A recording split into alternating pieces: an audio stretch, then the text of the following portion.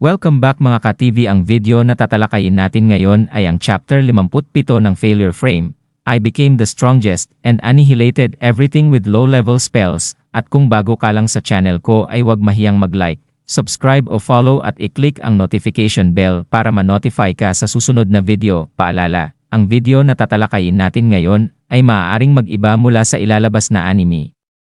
Hindi ko inaangkin ang mga drawing o anumang materyales na ipapakita. Ang layunin ko ay magpakita ng suporta at magbigay ng impormasyon tungkol dito. Ang lahat ng kredito ay nananatili sa mga orihinal na may-ari. Maraming salamat! Si Memori ay nagkaroon ng isang mahalagang pag-uusap kasama si Sogo, kung saan nakalap niya ang mahahalagang impormasyon tungkol sa kilos at kakayahan ng iba pang mga bayani. Dahil sa kanyang papel sa labanan, laban sa isa sa mga pinagkakatiwalaang tauhan ng dakilang emperador ng demonyo, nagtiwala sa kanya si Sogo at ibinahagi ang mahahalagang detalye tungkol sa kanilang mga kaklase. Dahil dito, natukoy ni Memori ang tatlong pangunahing individual na maaaring maging hadlang sa kanyang layunin na talunin ang Diyosa Vices, sina Kirihara Takuto, Takao Hijiri, at Ikusaba Asagi. Si Kirihara, isang class na bayani, ay hayagang laban sa kanya, ngunit naniniwala si Memori na kaya niya itong harapin bilang isang kaaway. Si Takao Hijiri, isa ring class, ay mas mahirap basahin, ang kanyang mga kakayahan at reputasyon ay ginagawang isang mapanganib na kalaban, at kung siya ay magiging hadlang, tiyak na susunod din ang kanyang kapatid. Samantala, si Ikusaba Asagi, bagamat nasa mas mababang ranggo, ay matalino at may mahusay na estratehiya, kaya't maaari siyang maging isang malaking sagabal sa hinaharap. Habang iniisip ni Memori ang matibay na determinasyon ni Sogo na protektahan ang kanyang mga kaklase sa anumang halaga, napagtanto niya na sa lahat ng bayani mula sa ibang mundo, maaaring siya mismo ang pinakamalaking hadlang sa kanyang plano. Pagkatapos, tinalakay ni Memori at Eve ang estratehiya ng digmaan, kung saan kinumpirma niyang ang kanyang tunay na layunin ay talunin ang Diyosa. Pinag-aralan nila ang maaaring maging takbo ng labanan, habang ang mga bayani mula sa ibang mundo ay nakatutok sa pakikidigma laban sa dakilang emperador ng demonyo, mas kaunti ang tauhan ng Diyosa na magtatanggol sa kanya. Kung ang dakilang emperador ng demonyo, na dumanas na ng malaking pagkatalo, ay umurong patungo sa pinakahilagang bahagi ng lupain, habang patuloy na nakikipaglaban ang class 2 sa kanya, magkakaroon ng pagkakataon si Memori na makuha ang ipinagbabawal na salamangka mula sa farthest country. Sa pamamagitan nito, magkakaroon siya ng kapangyarihang sirain ang Diyosa ng tuluyan.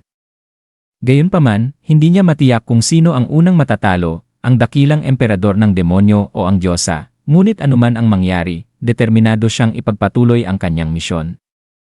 Ang labanan sa anti-monster White Castle ay nagdulot ng napakaraming casualty. Ang dalawang pinagkakatiwalaang tauhan ng dakilang emperador ng demonyo, sina Ingrance at Zwegseed, ay napatay. Ang labanan ay mas naging magulo dahil sa pagdagsa ng mga halimaw mula sa Golden Monster Area, na nagresulta sa malaking bilang ng mga nasawi, lalo na sa hanay ng mga mataas na opisyal at sundalo.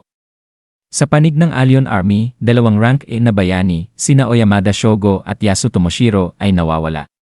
Sa apat na iginagalang na santo, si Agito Anguon ay nawawala, si Ebis Anguon ay patay, at ang magkapatid na Brown at White Anguon ay kapwa namatay din. Ang pinuno ng anti-monster White Castle, si Gila Hit, ay pumanaw na rin. Bukod dito, ang tatlong Dragon Warriors ng Baku's Army ay nagdusa ng matinding pagkalugi, patay na sina Batch Mingoos at Walter Isbin. Ang Dragon Slayer na si Beowulf ay matindi ring nasugatan. Sa klinika kung saan nagpapagaling si Beowulf, binisita siya ni Sogo at ipinahayag ang kanyang pag-aalala.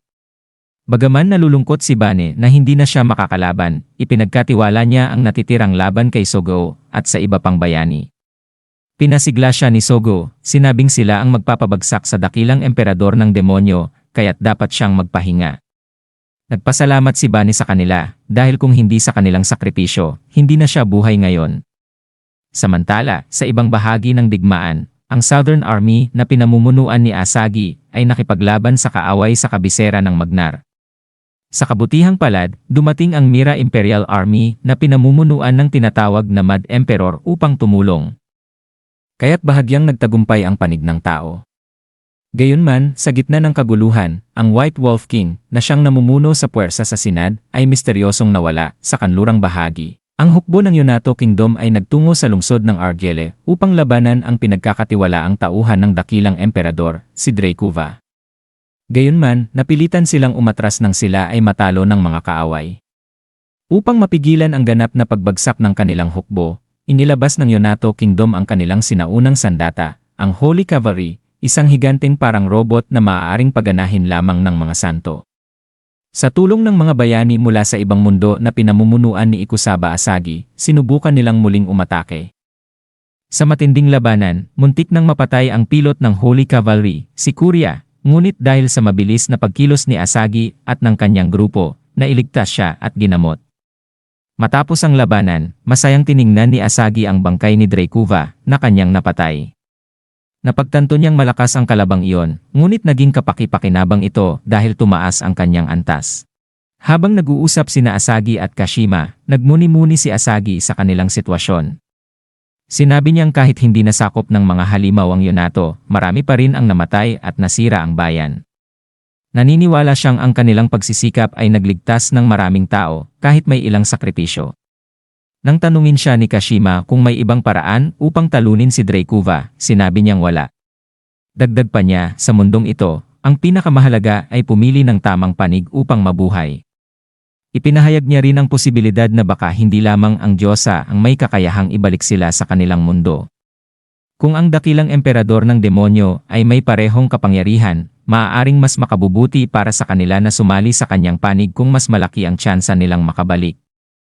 Hindi makapaniwala si Kashima sa ideyang ito, lalo na dahil alam niyang si Sogo ay kailanman ay hindi papayag na pumunta sa panig ng dakilang emperador. Pagkatapos, pinag-usapan ni Asagi ang sistema ng ranggo ng mga bayani. Pinaghihinalaan niyang may mga nakatagong ranggo sa ilalim ng karaniwang sistema ng S, E, Y, C, at iniisip niya kung sa S-class ay may mas mataas pang uri tulad ng E-super at Special. Natuwa si Kashima sa ideya, iniisip na kung may lihim na ranggo sa D-class, maaaring mas makatulong siya kay Sogo. Nang maglaon, ipinaliwanag ni Asagi ang kahalagahan ng buffs at debuffs sa laban. Habang ang kanyang lumang kasanayan, ang Queen Bee, ay nagpapalakas sa kakampi. Nakuha niya ngayon ang Painkiller, isang debuff na nagpapahina sa kalaban. Upang ipakita ang epekto nito, binato niya ang isang bato na may buff, na siyang nagpalakas dito at nagdulot ng bitak sa pader. Sinabi niyang sa tamang paggamit ng mga kasanayang ito, posibleng mapantayan, o kahit malagpasan pa, ang isang Diyos. At dito nagtatapos ang chapter 57 ng Failure Frame. Sa aking obserbasyon maaring si Asagi ang mahirap na kakalabanin ni Memori dahil sa kanyang bagong kasanayan na Painkiller kung saan ang paralyzed ni Memori ay magiging walang silbi laban sa kanya, ngunit may sleep skill din si Memori na maaring makakounter sa mga skill ni Asagi. Agree ba kayo o hindi? Comment down below ba kayon talaga ang mangyayari at maraming salamat.